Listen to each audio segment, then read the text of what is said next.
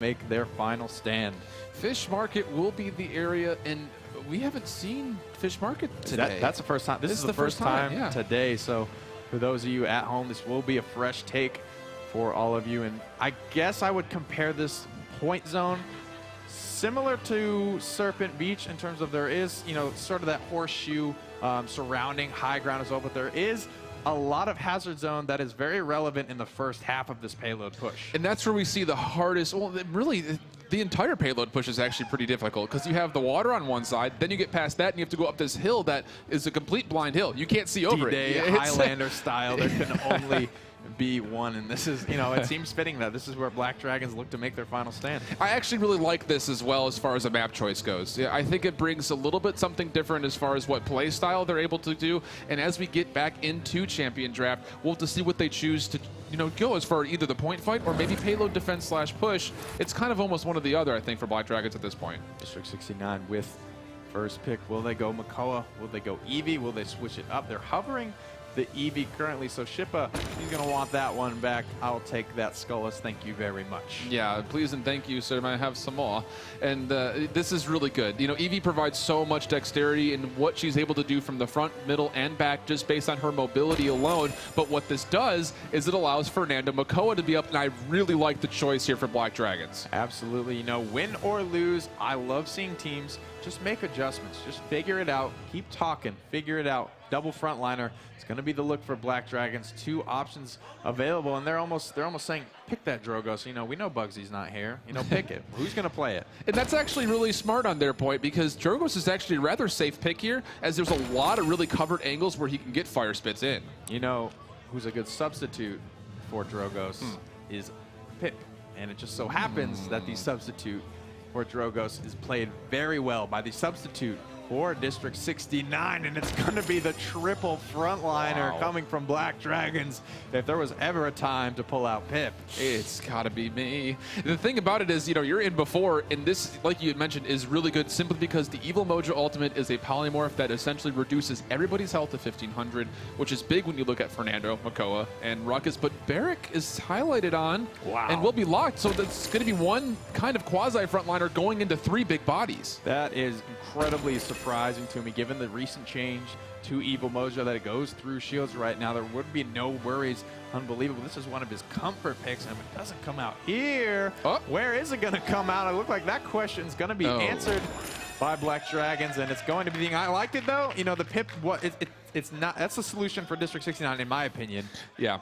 Ying going to be the better choice, I believe, for Black Dragons. Yeah, Pip would have been the problem, I think, in that case, just simply because you need to keep these frontliners healthy, and Pip's not going to be able to do that. The healing potion is just not enough sustained heal to keep those big health pools up and very fruitful. So Ying's going to be able to put down a couple of illusions to kind of sustain that. The big key, I think, when we look at this Ying is when is the best time to trigger the illusionary rift, that little orb that heals everybody at when it gets activated. That's going to be really key to keep this front line up and sustained. Absolutely. A lot of communication, running this triple front line, the rotation of shields and mitigations has to be near flawless from Black Dragons, and communication not the strong point, I would say, given the isolation, the fracturedness of their front lines in the recent games. Absolutely. And the other interesting kind of storyline here for District 69 is they have a good mobility on the flanks from Eevee and Droxus, but Shaolin's going to be a little bit vulnerable here because the only front line is Barrick, and his barricade is not the biggest as far as in terms of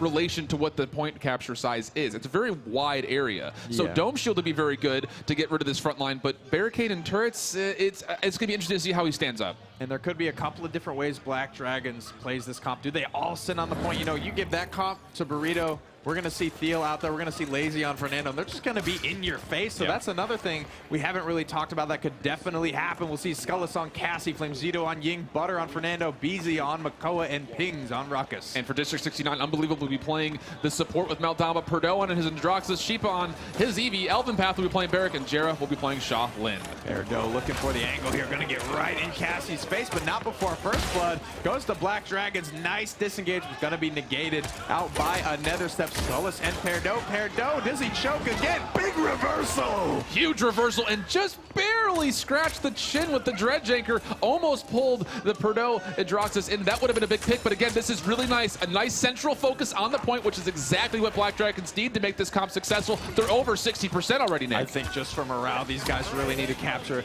this point, and they're looking to do it 66% and rising. Knights took onto the high ground, but canceled out Gera with a double kill. Gera with a triple kill, quadra kill for Gera, and just doesn't have the line of sight for the Penta. Still chasing it down, though. You can see he's a little bit hungry as he's going right in with that bow, but still, everyone backing up. This is good. This is good communication from Black Dragons. You just got beat up a little bit. Regroup, come back at this point. It's still possible to grab this. And they are coming back in force.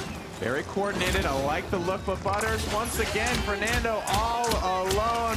Nice Paladin's Invitational, so you can get that in that digital loot pack there. Ice Storm comes out from Black Dragons, and not going to be enough. From District 69, excuse me, 99% for D69 as the last members are cleaned up from Black Dragons. That's a triple kill for Perdo. Quadra kill for Perdo. Oh my goodness. Everybody's getting their share of 4 today. Usually good things come in 3s, but it's coming in 4s right now. Perdo and Sheepa and Jera all doing very well as far as the damage stats go. And the interesting thing with the Deft Hands is coming online right now from Aldama, and you're seeing these little mini stuns come out of that reload mechanic. That's going to be very important. And a lot of easy targets, frankly, to pick off. A lot of these frontliners are very easy for guys to hit, especially very skilled players like Unbelievable Perdo. Uncontested on the side flank, going to be laid down, covering fire. Big groupings, though, and Repulsor Field can't come out because the payload's not close enough. No, the missed Nether Step. It's not going to be the best case scenario, but Butters all by himself once again. Yeah, and that seems to be the trend. The motif of this whole matchup is, where is Butter? Oh, he's way out there.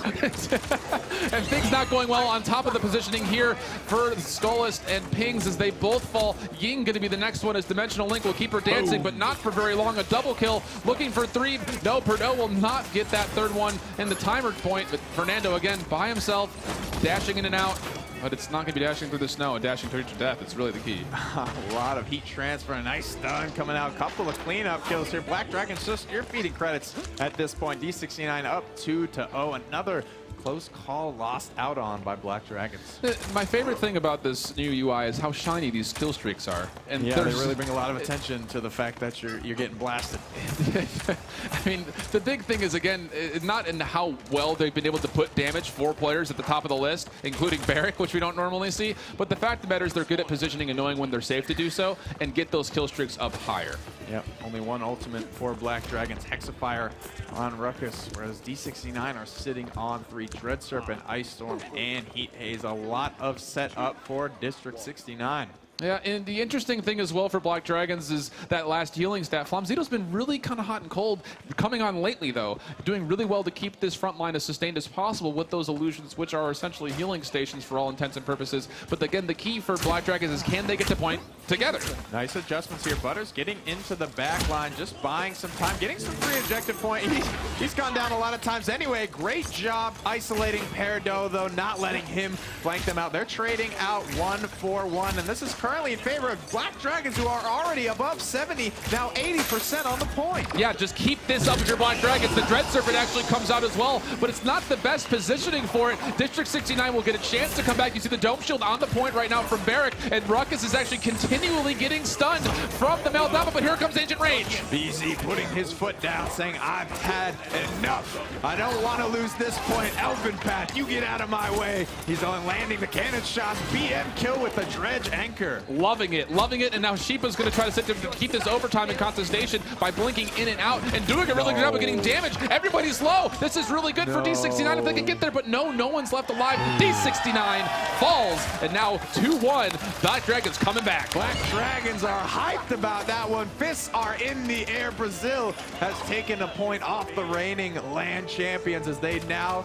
assume the driver's seat of this payload for the first time in this series. And this is where this comp is going to come online. Ruckus can let this payload essentially push him forward if he's got help with him, but everyone's committing to jumping in. This is good counter reaction from D69. 2 kills already in the engagement. Perdo with 2, Elven Path with 2. They can't be stopped. The momentum, the counter swing from District 69. 3 for Elven Path in that engagement. He's on a 5 streak. And that's really big. Again, coming from a Barrick who has has no other help or support as far as the health pool or shields go up front. So really good for him to rocket boots in. That's his mobility skill. We see him kind of dashing right in towards it and setting up a turret and really doing some extra damage. This is a hell of a zone coming out from D69, trading out 1 for 1. You think D69 were looking to push the payload in this situation. Olin Pass just gonna back up right now. Perdo looking to deal with this. Fernando is in the back line. Butters gets obliterated. Again, Butters, why? Why, man? And again, look at this the conversion of damage on the reload mechanic from Adam. That's that stun that we've been talking about. And man, goodness, it's just been such a good play so far from Unbelievable, getting those stuns to land. Again, Ruckus is getting absolutely targeted by these. Long range Noodle, don't matter. Unbelievable. Showing he can play multiple characters, really flexing that champion pool in this series 1 for 1, but buying so much time with this zone is District 69. Yeah, under a minute, getting closer towards 50 seconds until overtime. In this corner, this little sequence of this little S-turn coming up is very, very hard to get this payload to move, and then you have to go up and over the hill. So it's a very unlikely push. If they can get some kills and find some momentum, though, it's not exactly impossible.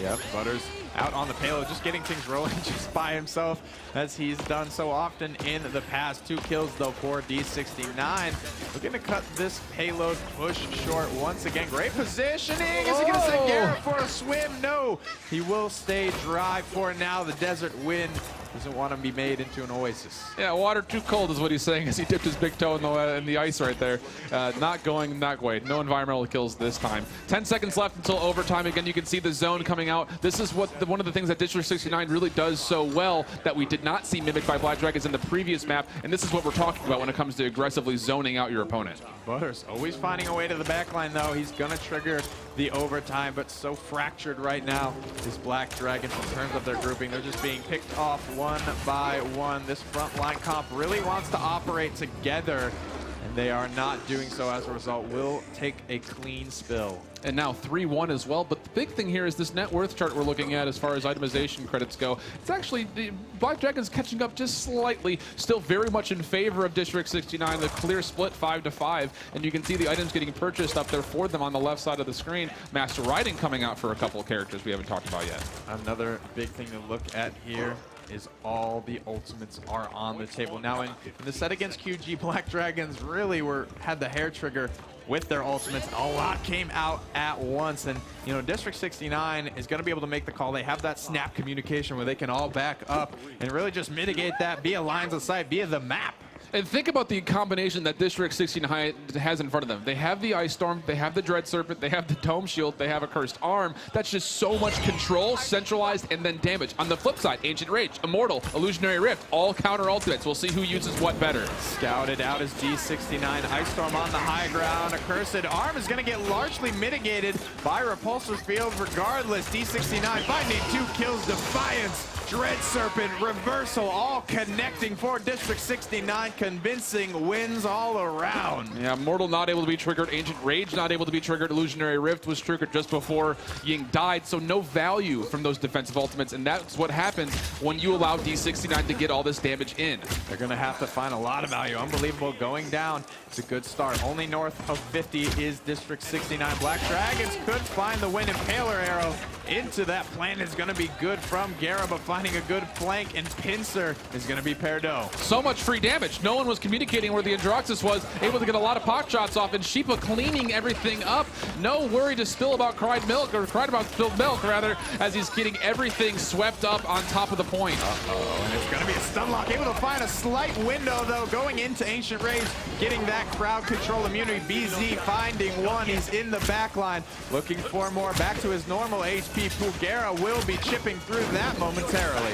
Yeah, all these stuns that are coming up from Meltdown, this has to be so frustrating. Deft Hand 2 plus Stake Pit, the card that gives that bonus reload speed, allows him to continually chain stun just by himself. What an impact play. Overtime ticking through for District 69. Have the chance to close out the game. The set. Immortal's going to keep Candid. Cassie up for now, but Ship was able to find the better of her. Here comes the shield. They're going to tear through that rather quickly. Both frontliners, though, looking like they might be able to clean up Elven Path. Triple frontliner. Repulsive here coming out as well. That's a lot of mitigation. 99-99. Not a lot of ultimates on board. Black Dragons has a chance at converting this again if they can find the kills. You can see Maldama's right up front, but again, Jared doing so much damage unmitigated. Oh, and able to trade out. Cursed Arm, though, from Perdo onto the high ground to the face. eating that accursed smokes. arm. He is going to be sent home. And playing a great pseudo front line with that reversal. Just a few seconds of front lining is all of that they needed from their Androxus superstar. And that's just really good to know that you're essentially baiting that, right? You're going to dash right in there and say, hey, free Androxus. Just kidding.